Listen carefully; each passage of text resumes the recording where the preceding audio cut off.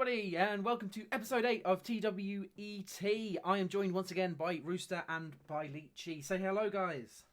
Hey, hello, what's up, guys. T.W.E.Ts?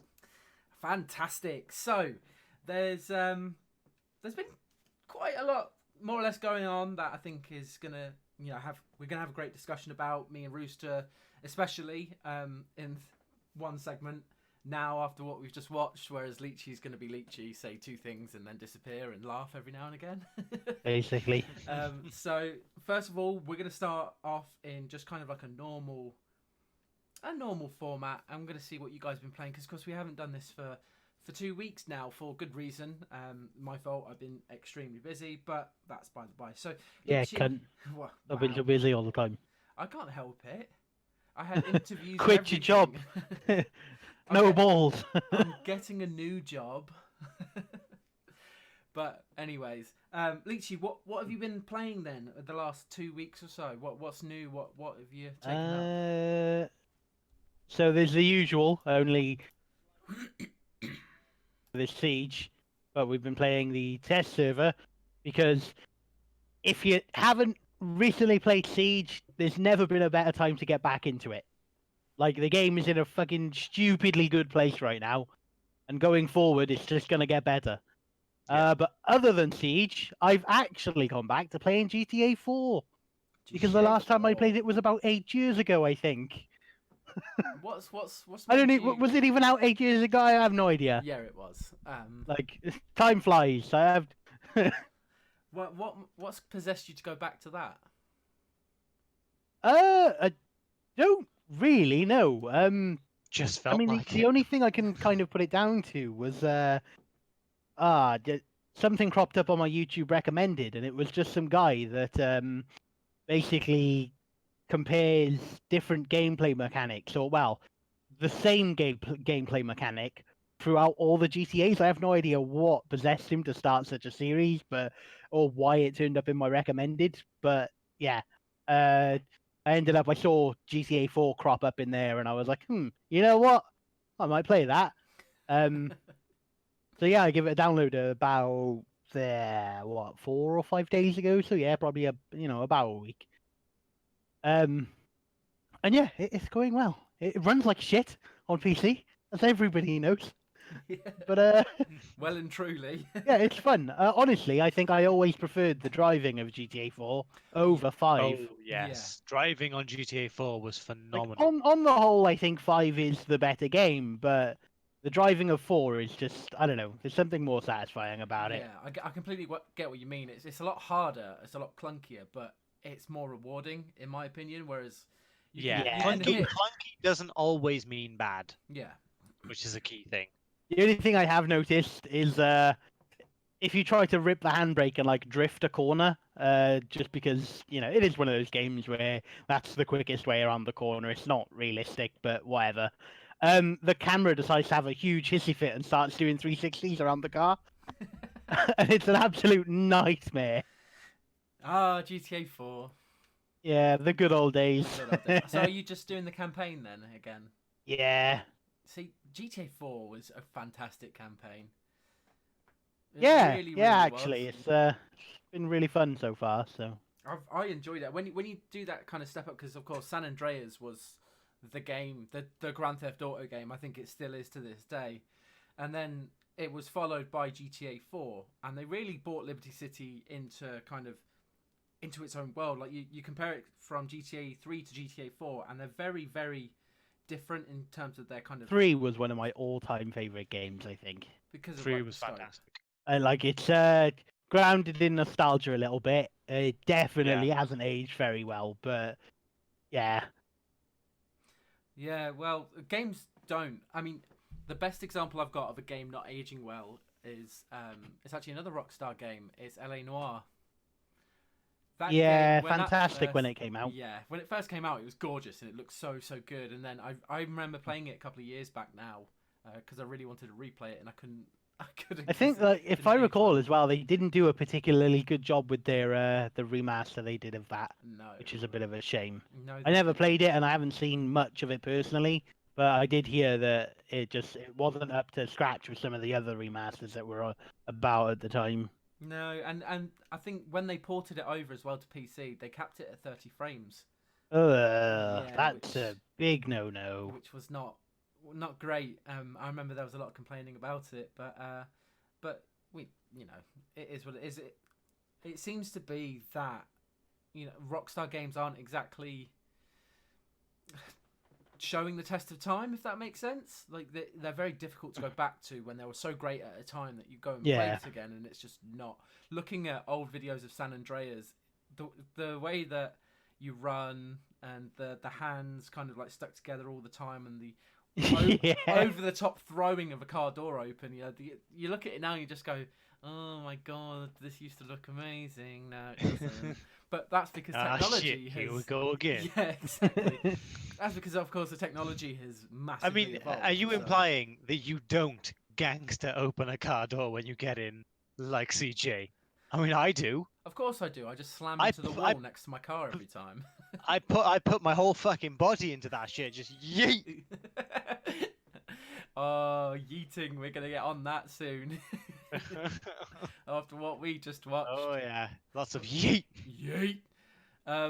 Anything else, Leechy? No, I don't think so, actually. I've not really had much time to play anything else. If all the guys are on, I just play Siege. Yeah. If no one else is on, then I'll just play GTA at the moment. I mean, together, we have all recently played some Tarkov. Oh, actually, I've been playing a little bit of Daisy as well, but not a huge lot, but yeah. Daisy. Yeah. Well, modded servers though. I can't okay. I can't cope with vanilla anymore. That's fair. Just the ability to press M and check a map and see where you are and know where the fuck you're going is an absolute godsend. Like, I can appreciate why some players prefer vanilla and like the fact that you can't just hit M to open a map. Like, and that's fine. But for me, I'd rather play a game than like spend my time basically doing a chore. Yeah, I completely get what you mean with that map, because it's such a nightmare trying to figure out, because especially when you're new, you only really understand where you are and what to do after hundreds of hours of gameplay. I mean, we've all played DayZ a lot, and I can guarantee to you, if we spawned in now, we wouldn't have the foggiest. Yeah, no idea. and that's the thing. I mean, sometimes I can just about decipher a Russian sign and know kinda where I am. Yeah, that's it. Yeah.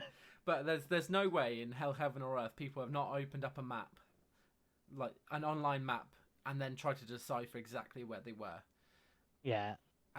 And yeah, I completely get it, and I would prefer to do that in some cases. I mean, as Rooster was alluding to, we recently played Tarkov, and I've had to get a map up for that game, because if you don't have a map, you're screwed. You have no idea what you're doing. Like, it wasn't as bad back when any extract was an extract for you.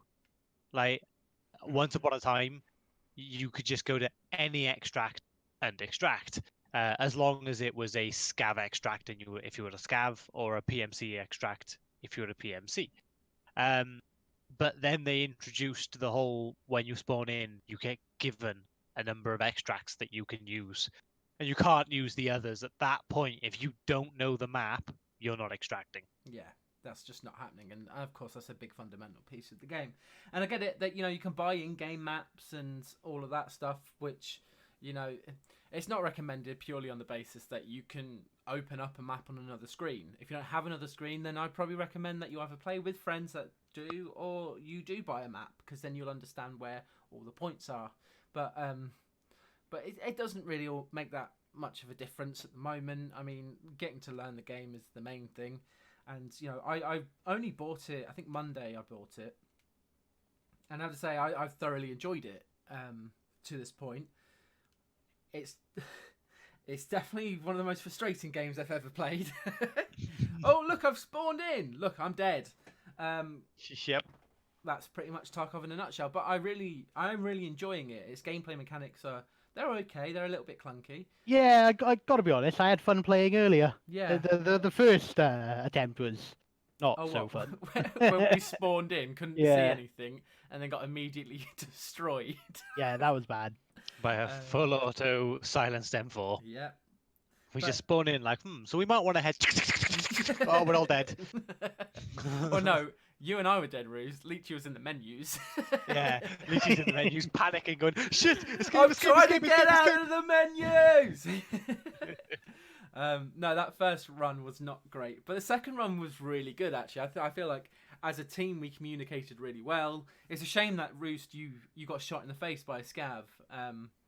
It was a real. Oh mate, real I had shame. no warning. I'm leading the sort of our push, so I'm pushing up, and I'm like, right, yeah, I'm just pushing up, guys. It's looking clear to me. I crest a hill and just hear bang, and I'm like, I'm dead, guys. Yeah. Right in front of me. I saw you kind of like die because the guy shot you, then came round a tree and I blasted him away, and I was like, no, Yeah. Rooster, quick, Leech, grab his gun. yeah, pretty much. It was, oh no, Rooster's dead. Scavenge everything he's got. Give me your stuff. And then me and Leechy successfully extracted after going to. I think we went to the wrong one at first, or the timer was up. Twice we went to the wrong Yeah. one. And we managed to extract with like a minute and a half left, which Yeah. is the last extraction point. So we were really wary of going down, and they were like, "There's a minute left, just go!" Sprinting across customs. And then that was good fun. I remember the first one we went to was at the top of the map, and we had to pay for extraction, and I didn't have enough money.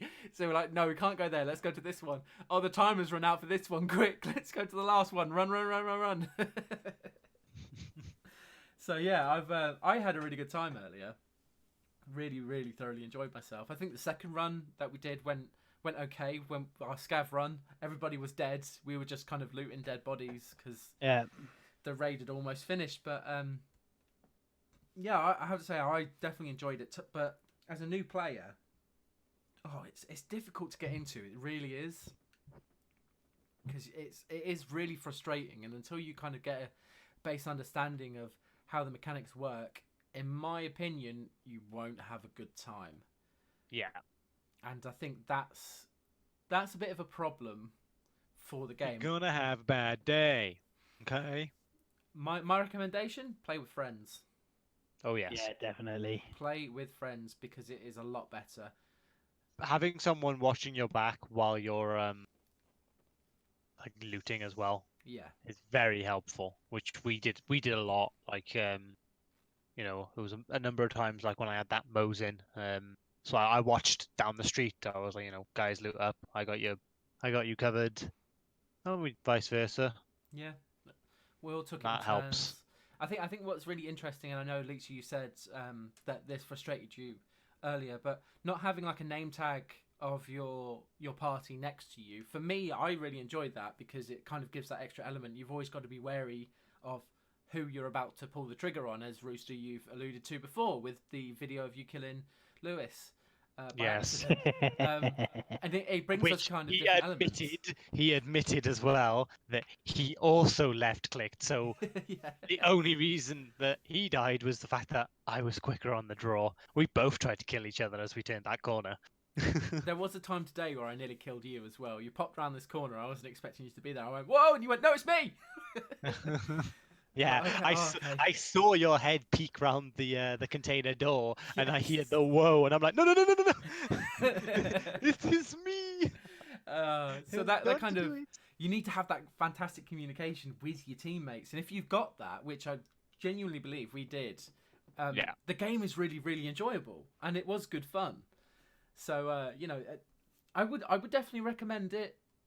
Just play it with friends, and you know, watch a couple of videos as well. Get used to the game mechanics. You can play offline as well. Whilst you don't gain anything from it, you'll gain experience of the map, of how it actually plays. You can put scavs in and practice the shooting mechanics, and you know, it is at its current state. It's a decent game if you don't mind the wiping, which I'm a Star Citizen player. I don't mind the wipes.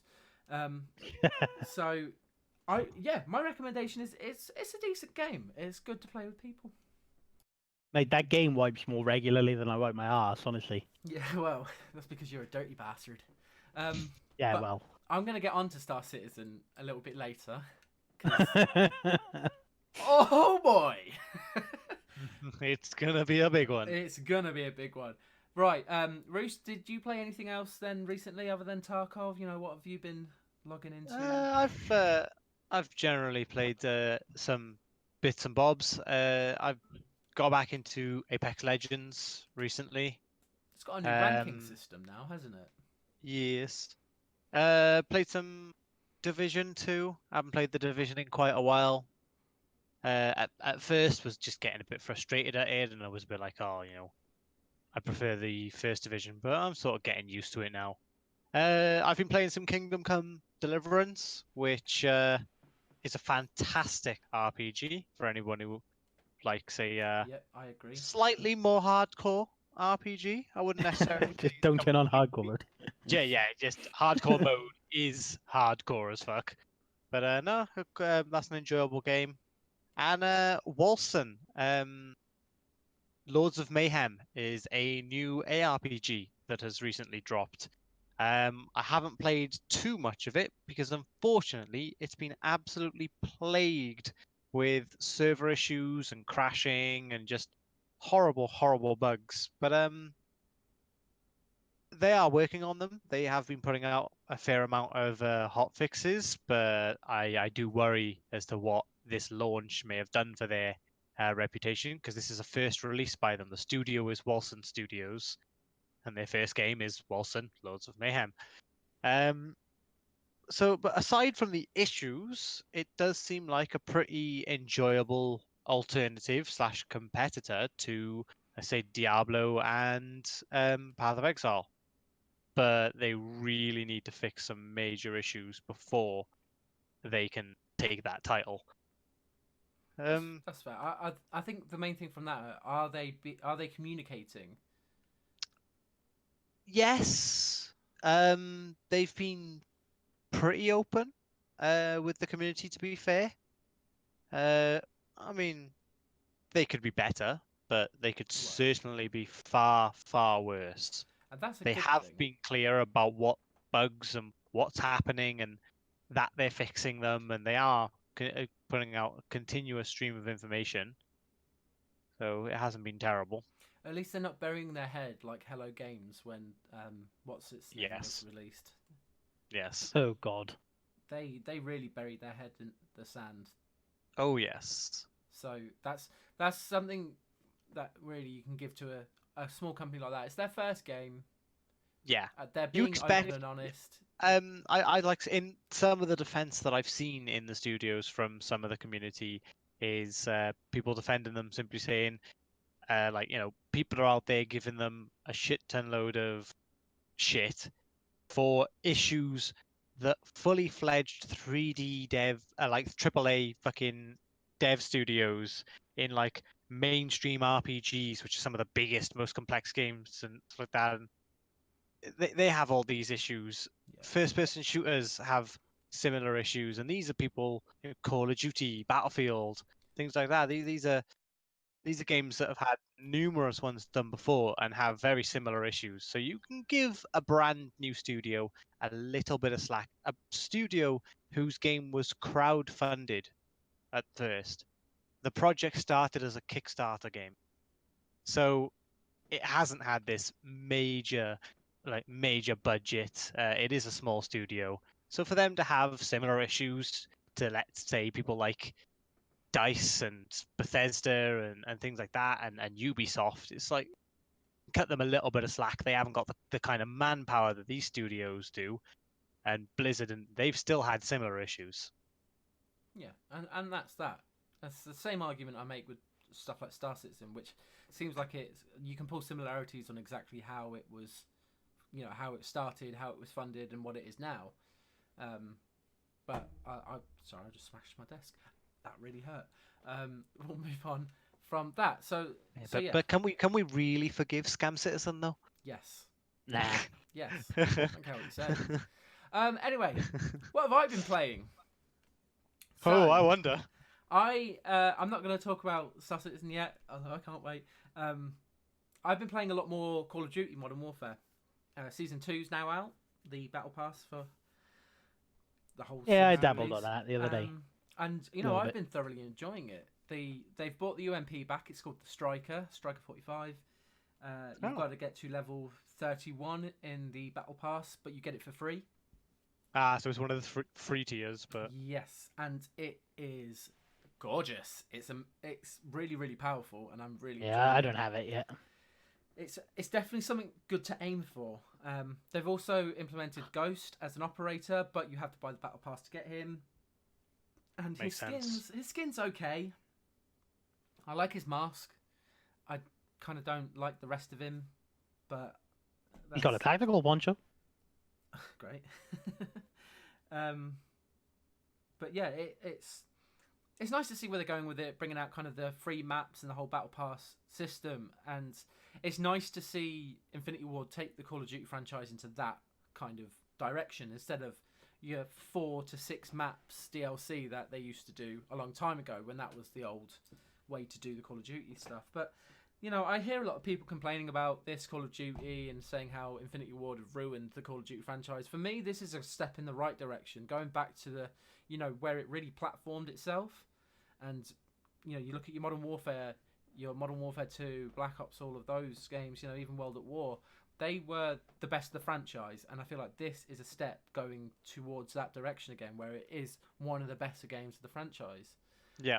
I've thoroughly enjoyed myself. The campaign was incredible, and it's Oh, to be fair, the campaign was great. yeah. I really, haven't really enjoyed a Call of Duty campaign like that in a long time. good. Not since Black Ops for me. Ah, yes, the numbers, Mason. So I've been playing that a lot with friends that I went to school with. They play on the Xbox, I play on PC.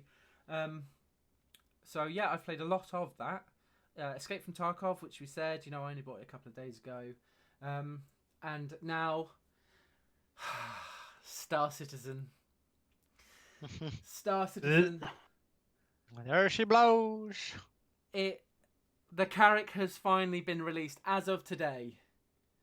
It's officially in live. I need to change my Discord status. The Gibboning hath come on the 27th of February. Thank you, CIG. The Carrack is amazing. It is such a beautiful ship. And I should get my game updated because it's probably a laugh to multi-crew. multi-crew is still struggling, but we can do it. We can do multi-crew because they've got 2 guns on the side, which kind of extend out, so you've got basically more angle to look at. But there's also a turret on the bottom, and there's a remote turret on the top of the Carrack, so you could more or less have 4 gunners at any point. There's a command station which you can fly the ship at, as well as a pilot station, 2 co-pilot stations. They've got the hangar on the top, which is built for the Pisces, but you can also fit all of the Auroras in. Oh, nice. And there's another ship that you can fit in there, like the M50, the racing ship. And it's got a rover bay at the front, which that obviously can fit a rover. It can fit 2 rovers in, Ursa rovers, and I think it can also fit a Pisces in there as well. It can fit 2 like Merlin snub fighters.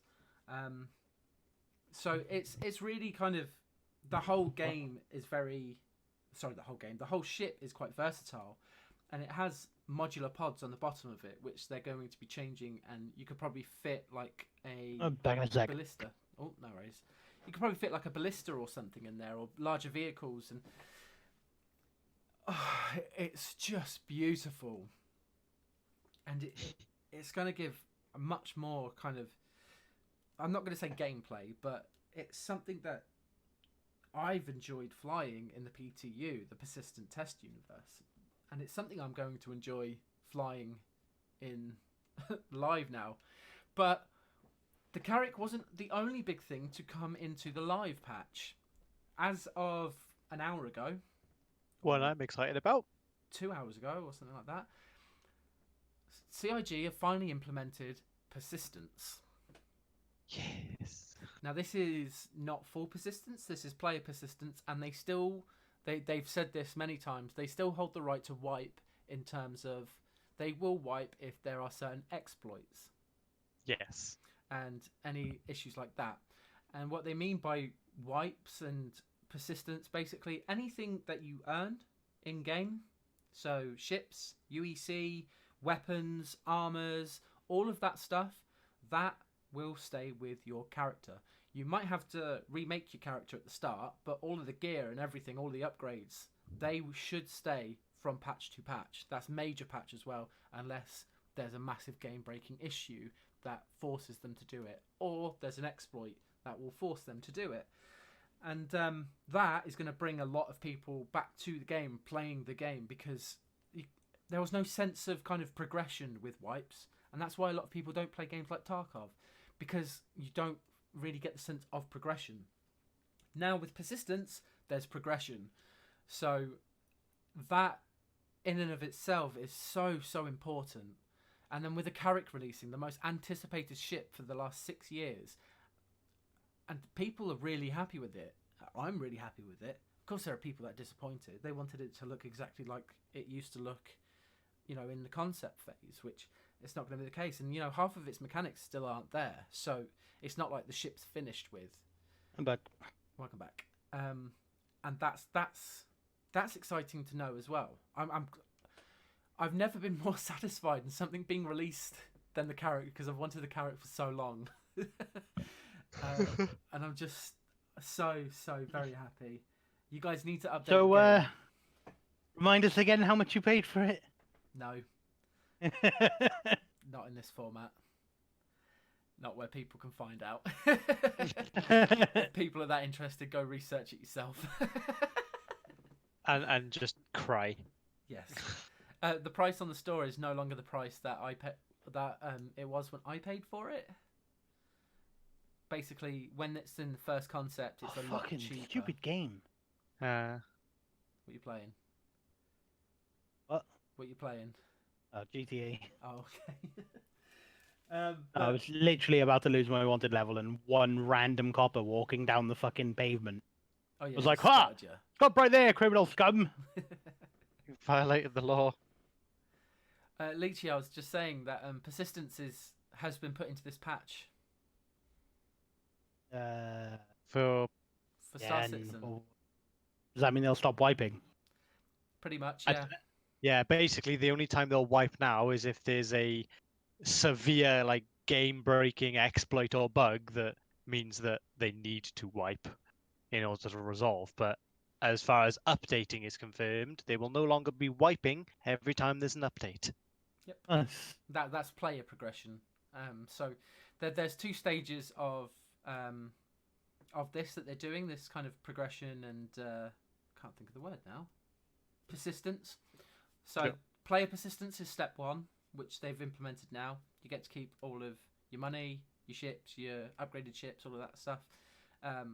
Long-term persistence is you leaving your ship somewhere and it will just stay there for however long. You put a cup down on a planet and the server will see that item there, store it within its database. Every single item has kind of a priority listing in it. So it will say, oh, that cup's been placed there. I will keep hold of that information for 48 hours, depending on its importance. So like a pen could be like 24 hours, and then if you never go back and nobody ever streams it in again, thanks to the server-side object container streaming, it will remove it. That's long-term persistence. Depending on the severity, it will stay there for longer. So a gun, of course, is more important than a pen.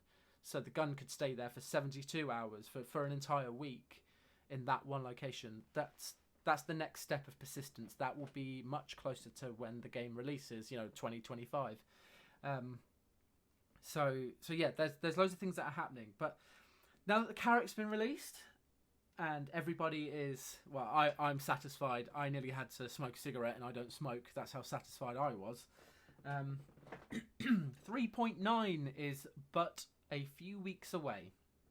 So I think it's important that I let especially you two know what's going on in 3.9. So 3.9 is going to have the interiors and all the moons for the new planet Microtech, which is going to be really interesting. Microtech is an ice planet, which when they originally tried to terraform the planet, the terraforming process kind of failed, and it ended up being a frost planet. Think Hoth. So they're kind of like the UEE have built this big city on Microtech, and it's there right now in game, the planet and the city, but you can't go in. There's no interior, it's just exterior at the moment. So they're putting all the interior in, they're also including all the moons, and then all the missions that come with that. So that's all well and good, that's really nice. They're also adding weather locomotion, which you're going to see more storms. The atmosphere, depending if you're in a storm, is going to affect the way that you fly. It'll also affect your player, so like your player will put their hand in front of their face if there's snow just smashing them in the face, and it affects the speed that you walk at and everything like that. But they're also going to be bringing in an entire kind of like player effect piece. So you're going to be able to eat food and drink and stuff like that to gain certain effects. That's the next step for survivability. I don't think survivability is going to be in this patch, but it's the first step there. So Star Citizen is going to evolve not just in this kind of like, you know, this kind of space sim. It's going to be a survival game. You may be out and exploring for a long time, but if you don't have the right equipment, you don't have the right food, water, anything like that, you're not going to survive. And I think that kind of thing is really, really awesome. You know, you can be somewhere where that's not a problem, where you can literally just travel for 15 minutes and you're at a station where you can go and eat. But if you're on a long-term expedition and you've not got the right supplies, you're fucked. And you probably have to turn around and come back. It's those kind of elements that they're bringing into the game and that Staggered Development is bringing to the game that's really going to make it more interesting and, you know, actually be a lot of fun. Of course, with that, there's prison gameplay that's coming in as well. So you be a bad boy, you go to prison, and that has its own gameplay loops and gameplay elements as well. And it's going to be really interesting to see how that kind of works. And I've just Star Citizen right now, whilst there's all the bugs and everything, it's in a really nice place. Content is coming out, meaningful content's coming out. And yeah, now's a good time to kind of get into it, to learn the game, in my opinion, to play with friends. And I'm definitely going to stop going on about it because I can't wait to get back into it right now. And with persistence, I'm going to actually play it a lot more. Yes, it's finally here. The Gibboning. You've waited so long. I've waited so long for this. Right, enough about Star Citizen. I think it is very, very important, and I know Leechy, you're not going to be all that interested probably in this segment, but it's very, very important that Rooster and I discuss what it is that we've just witnessed. Oh yeah, I didn't even watch it. So. So now, I haven't played the other two at all. I wasn't into that kind of thing. No, until same. Recently. So. But from those that I hear that have been into these kind of things for a long time, they say that the second one was one of the most revolutionary games they've ever played. So for those who are now wondering what the hell we must be talking about, Baldur's Gate 3. Oh yes. So again, like Revac, I never played the original or the second Baldur's Gate, but in more recent years, I have taken much more of a liking to the the genre and the gameplay loop, and I have played both of the Divinity Original Sin games, which, for those who don't know, Baldur's Gate 3 is being made by Larian Studios, people who made Divinity Original Sin. And they have just had a gameplay reveal. Yes. Literally just watched it beforehand. Not all of it either. No, just some of it. So there's definitely plenty more to go back and watch in the future. But what we did see was just absolutely glorious. For anybody who doesn't kind of know what Baldur's Gate is, Baldur's Gate's the video game version of Dungeons and Dragons, pretty much. It uses the same lore, the same characters. It is effectively a video game version of Dungeons and Dragons. Single player, of course, but all the mathematics in the background are completely revolved around dice throws, and there are some very, very funny things that we saw going on in that game. Some things that are definitely going to frustrate me when I play it because I'm definitely playing it. But you're talking about like percent chance to hit. Anybody who's played XCOM or Divinity will kind of understand those gameplay mechanics of the turn-based percentage hit. And yeah, there are just some funny things that we saw in the combat, especially. It does look like a really, really lovely game, and it looks very interesting. And I really can't wait to see what it brings. It seems to be releasing on an early access, so it will be hopefully a cheaper kind of piece that maybe it's episodic and it's going to be this really, really long game. We don't know. I haven't researched it too much, but the gameplay looked really fun.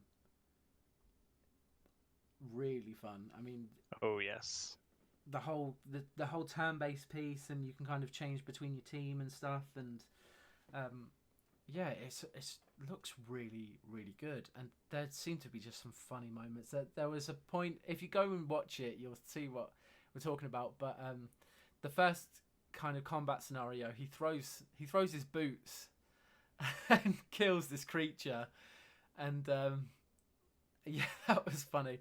And then he missed a couple of 90% hit chances as well, which anybody who's played Dungeons and Dragons will know that that's pretty common. yeah. Oh, the critical miss. The critical miss, they're always a classic. He had a critical miss as well, which was devastating. But yeah, it was really good. The opening cinematic was very good. I thoroughly enjoyed it. And if you guys go back and watch it, and I'll whenever it comes out on YouTube, I'll try and put it in the description below. But I'm pretty sure it's still going live now, so there's not really much I can give to you. But yeah, it looks good. If you are a fan of any of those kind of genre games or Dungeons and Dragons, then this should be on your radar. But it's definitely on mine, and I'm really looking forward to it. That I'm getting a little bit of hype off the back of that gameplay, and I've only watched about 5-10 minutes. I won't lie to you. It definitely has those Divinity Original Sin vibes. Some of the UI elements look very familiar. If you've played those games, as it is being developed by the same studios. Interesting story. After Divinity Original Sin 1, Larian Studios approached Wizards of the Coast and said that they would like to make Baldur's Gate 3. They would like to be given the license so they could make it. They were turned down because, as Wizards of the Coast said, they were too green. They hadn't done enough. This particular studio of Larian,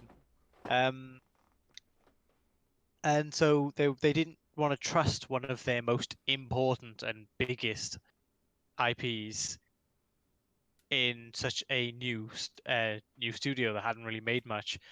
So they accepted that, and they went off and made Divinity Original Sin 2, which was a massive success in the genre, and went back to them, and Wizards of the Coast basically turned around and said, yeah, point taken, you made your point, you can do it. From what I've seen, it looks like that a lot of people are going to be hyped and really happy with what I've seen anyway from the gameplay, and what they're seeing from the gameplay itself that's just being released now. It looked good, it looked nice, and of course it's to show, so it's going to look polished and really good. But the terrain that they were walking around on was really interesting. The player character movements and the combat and everything like that. I think my only thing with it is it seems to be quite like a I can't really explain it, but the character talks as he moves but doesn't talk whilst dialoguing. Yeah, but we don't know if that's going to be like that in the game, or if that's just because it's the first gameplay reveal. Which if it is like that, that's fine, but it'd be a shame. But we don't know. We have no idea. From what I've seen of it, I'm thoroughly impressed. As I think you probably are as well, Rooster.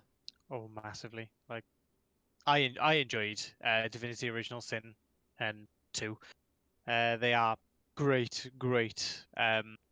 role-playing games, and to see this style once again, but in the actual universe of Dungeons and Dragons, you could see with the Divinity Original Sin 2 in particular, the D&D vibes of the game. You could tell that the developers were massive D&D fans, and it really felt like that.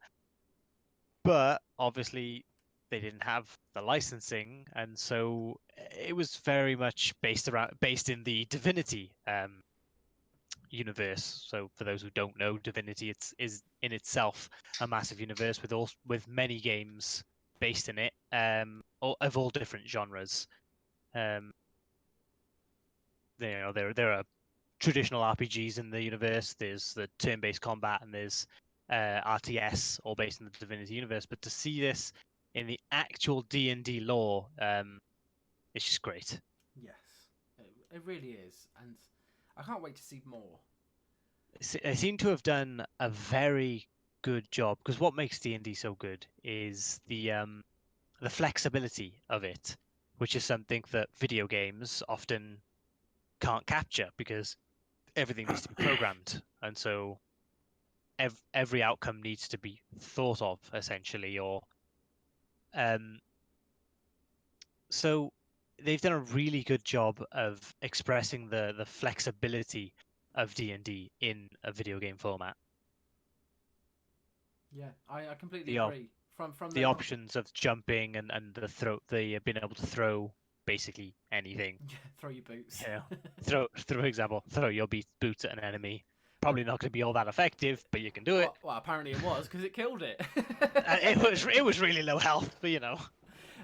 But no, I get what you mean, even from the dialogue options, because you were presented with 6 different dialogue options depending on what the situation was, but it had a kind of kind of a steer on who your character was. So the character that they were playing was a vampire who was he was a rogue, wasn't he?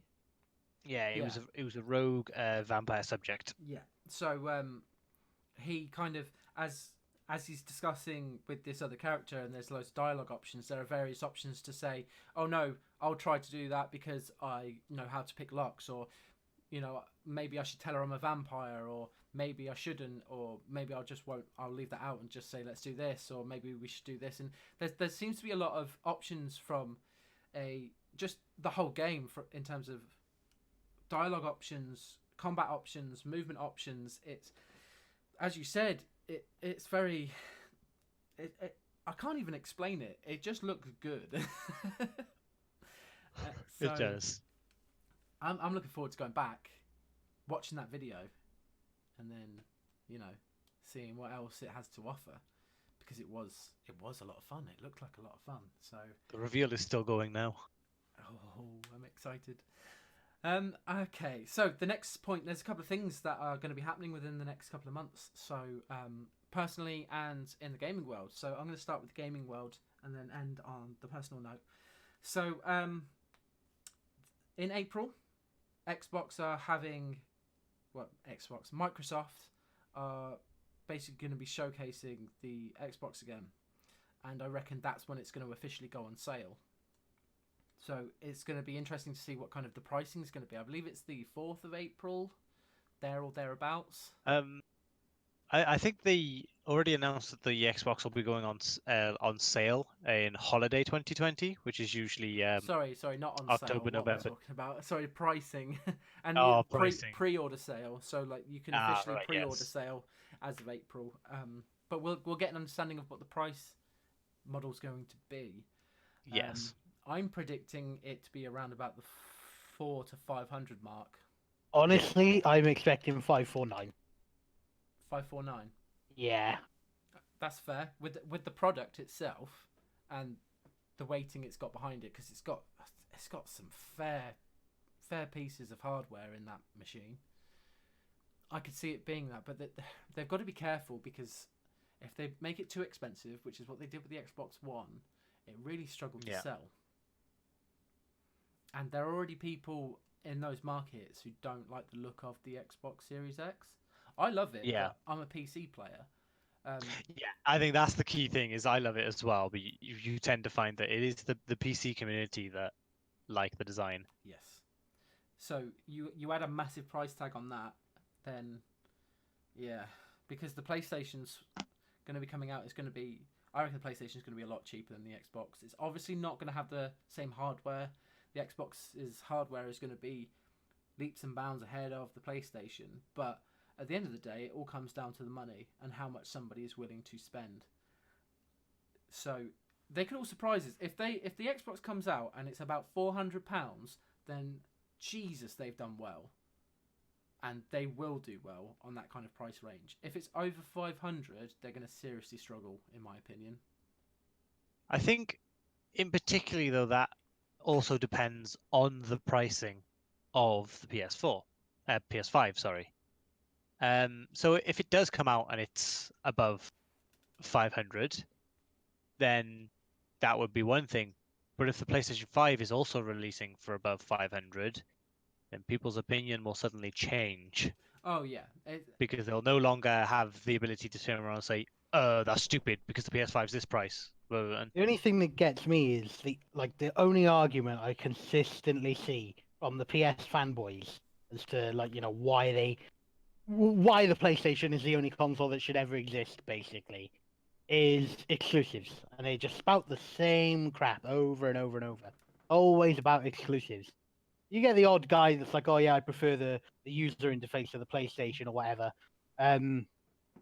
But yeah, it's always like, "Huh, what have you got, Xbox? Like Forza and Sea of Thieves and Halo? Huh, they can't compete with my God of War and Spider-Man." And I'm just sat here like, yeah, okay, PlayStation does have more exclusives. That's a fact. One, I think exclusivity is bad for the fucking industry, and two, I couldn't give a fucking monkeys for God of War, Spider-Man, Horizon Zero Dawn. They all look complete garbage to me.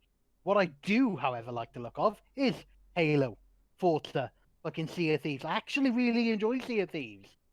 it's a good Like, game. you can't just argue exclusivity. The only exclusive I can think of off the top of my head right now that I actively like on PlayStation is The Last of Us. Yeah. And excuse me, but where is that game? Was it not meant to be coming out on the PS4? Because they're on the verge of releasing the 5 and it's still not here. So yeah, the only exclusive I give a damn about on PlayStation isn't even out yet. If we're going to talk exclusivity and who wins, it's always going to be PC. I'm sorry, but there are so many PC games that you cannot get on console that completely have taken the whole gaming community by storm. I mean, I know that CS:GO is now a console game as well, but nobody plays it on console. It's a PC game. Yeah, it's not a console game. No. Like it's just not. It's like it was abandoned the day it come out. Yeah, pretty much. League of Legends is huge. I was about to say League. As much as I don't like the game, it's a fucking global phenomenon. Yeah. It's just huge. I don't think it would work on console. Like I can't think of a way that you could make that game work in a console environment. It could. It would struggle, but there's not all that many keys that you need. It's just movement. It wouldn't do very well, in my opinion. They did a MOBA. Which MOBA did they do for console again? Smite. Yeah, Smite. That's true. Yeah, Smite worked. And Paragon. Well, Paragon was a bit of an interesting one because Paragon, I believe, was the one where it was first or third person. It was a MOBA, but it wasn't a top-down view. It was Smite direct being control. third person. I think Paragon had a similar thing going on. Yeah, and Paragon failed. Smite failed. So I don't think so. Like Smite's pretty. Paragon got Paragon got ditched shut because down. because they wanted to focus on fucking Fork Knife. Yeah. I mean, it's player. Yeah, because its player base was dead. It didn't really kick off, and so it. I think it should have been a. I'm pretty sure it was dead. a paid-for game, and it should have been a free-to-play. Yeah. That will always come into effect. But then you've got other games like DayZ was a big pull. I know that pulled a lot of people over to PC. It pulled me over to PC. The DayZ thing did, from Arma 2 all the way through to standalone. But Yeah. I mean, the biggest one, World of Warcraft. Yeah. If you're talking exclusives, PC is always going to win out on that, purely because some games are built for PC because it will not work with the controller in hand. Yeah. So their argument is gone out the window. See you later. Adios. And that's all. And on the I can say. subject of some people preferring the PlayStation UI, that's fair enough. Like actually having features of the console that you prefer in one way or another, in my opinion, is more valid than the exclusivity argument. Yeah. But I can't stand Neither the can I. cross-media what dashboard or whatever the hell it's called on the PlayStation. I hate it. I think hate it's super sluggish. yeah, it's not. People not claim very it's really innovative. fast and fluid, but I disagree. Whether I don't know whether I've just played on a dud console, which I find highly unlikely. Like, what are the actual chances that my one console out of the thousands that sell was a dud in the sense that it couldn't even run their menu properly? You know. The thing is, you've got a lot to compare it to, whereas a lot of PlayStation players don't necessarily have that opportunity to. So they would probably say, "Oh, Like yeah, it's on really the flip fluid." side, I'm a weirdo and I actually like the Xbox One's dashboard. I'm not. I don't think it's anywhere near as bad as people make it out to be. I'm not that much of a fan of it. It's better than the PlayStation one. But then again, on the thing of me being a weirdo, I liked the Metro design of Windows 8. So yeah, I did. Yeah. Oh, get out. I'm a little uncomfortable now. Okay. No, but I know what you mean. I think it's just UIs with controllers. They're difficult to do, and it's and the thing with the Xbox and the PlayStation UIs themselves, they work, so don't try to fix them, I think is where they're going with it. But neither of them are that innovative, and it's a UI. Do you know what I miss? It's not really gonna get innovative. The What? Blades. Yeah, man. The Xbox That's one of the Blades. best. Jesus. That was such a terribly amazing Yeah. UI system. Jesus. It was like it's awful when you think Yeah, about but it. the But start it game was button was the CD tray. Yeah, but just it's Man. awful when you think about it. When But was the last time we had nostalgia. Blades? Like 2006, good. 2007? Something like that, yeah. Because I remember the new Xbox experience, as they were calling it, when we first got the newer style of dashboard and the avatars came in and parties and all that stuff. I remember the day it came out. It released at like midnight or something, and I remember staying up quite late just to download the update and have a gander.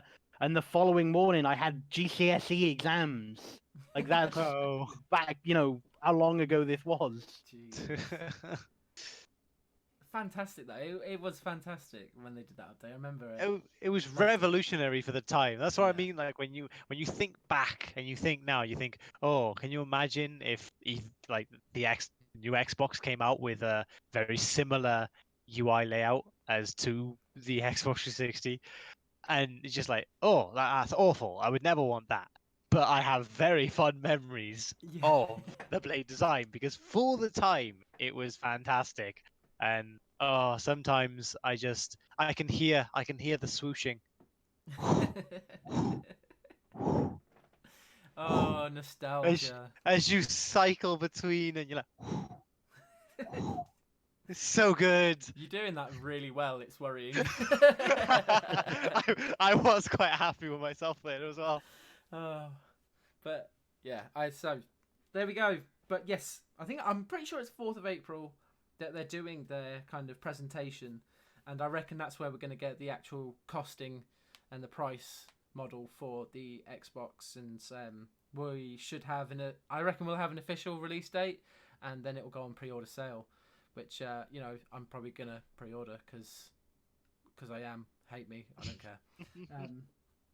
I mean, I play Xbox I'm, with I'm friends, not so- sure. I'm not sure if We- I'll pre-order, but I'm kidding myself if I try and tell myself I won't end up with one. In terms Um, of release date, I'd be tempted to say Late November. I no think. no later than November 25th, I think. I'm calling late October, early November. I'm gonna Late October seems more likely because it gives people at least 2 paydays to actually Yeah, get one for because Christmas. the idea of the release date always being just before Christmas is so many kids are going to get one for Christmas. Yeah. So many kids. Well- Hell, fucking, I'm a big kid. Maybe I'll ask the missus to get me one for Christmas. I mean, your Xbox One's would. dead. Yeah, you killed my Xbox One, so I didn't. I mean, it worked the last time I used it. Then you used it and it's dead. Therefore, it's obviously your fault that it's dead. It's like Joey Bitch, throwing Ross I, into the fridge. I didn't even get to use it. I plugged that bitch in and it didn't work. You So- broke my so, fridge. I need all the viewers to agree with me here that I Just used because- my Xbox One. Hang on, I used my Xbox One. It worked fine. I shut it down. I unplugged the power brick. I left I it don't sitting like there leaving for it. like 6 months. It wasn't 6 months because I haven't been in this house for 6 months and I had to use it in this house. So I didn't have internet. Fucking ages. Shut the fuck up. That's where I then played Resident Evil he- 7 when I moved into my flat. He I could stayed still have round. internet. So we watched the Siege International Invitationals round my place, and Yeah. it was on until like 2 o'clock, 3 o'clock in the morning. So we just, crashed on my settee. He decided to have a go on the Xbox, and it just is broken now. Like he never got to use it because it's broken. So he broke it. Just because worked. it happened to fail when I was in the middle of trying to use it. So you Does broke not it. mean I broke it. Sorry, I'm on Leechy's side with this, and I'm No. the I'm the I'm only not asking viewer. him. I am not asking him to replace it, but he broke it. No, he didn't. He did though. You asked for all the viewers to vote, and I have voted. Fair. That's all the viewers. Yeah. The poll is at 100%. As in 1 vote against 0. 1/1 for that. Oh, fuck. Uh, He broke my Xbox. no, he didn't. Anyways, so this is pretty much going to be the end, I think, of this podcast, which has been an interesting one. I'm definitely going back to watch Baldur's Gate 3. A little bit of an update from my perspective. So we didn't do a podcast last week purely because I had quite a few interviews and some stuff going on with my workplace. I've got a new job, thankfully. The same day that I was offered this new job, my company announced that it was selling the company, so I was going to be made redundant. So which that was a squeaky bum wipe the time. brow moment. Yep. So yeah, the whole of kind of last week was just a hot mess. But yeah, I start my new job on the 6th of April, day before my birthday, and that should both take a lot of time away from my free time, but also give me back a lot of free time, which is a weird thing to say. So it's instead of me traveling 50 minutes a day to get to work, I'm now going to be traveling 10 minutes, but there's going to be opportunities for me to travel to places like Portsmouth or Leeds, etc. So yeah, it's all very, very exciting, and I'm really looking forward to this opportunity. So if you don't end up seeing us, for Me a and couple of all your weeks- viewers are excited for you. yeah, me, and you. Yeah. But yeah, if you don't see anything kind of coming up as much, it's most probably because of that, because it's starting. But there's so much going on in the gaming community at the moment that we are probably not going to stop. And with 3.9 coming out very soon for Star Citizen, gone to mention the Star Citizen. So yeah, keep watching this space, and thank you to you guys for you two for doing this with me, and anybody other than myself that is viewing it, really. But we're gonna end it there. So thank you very much for watching, and thank you two again for stopping by. Toodles.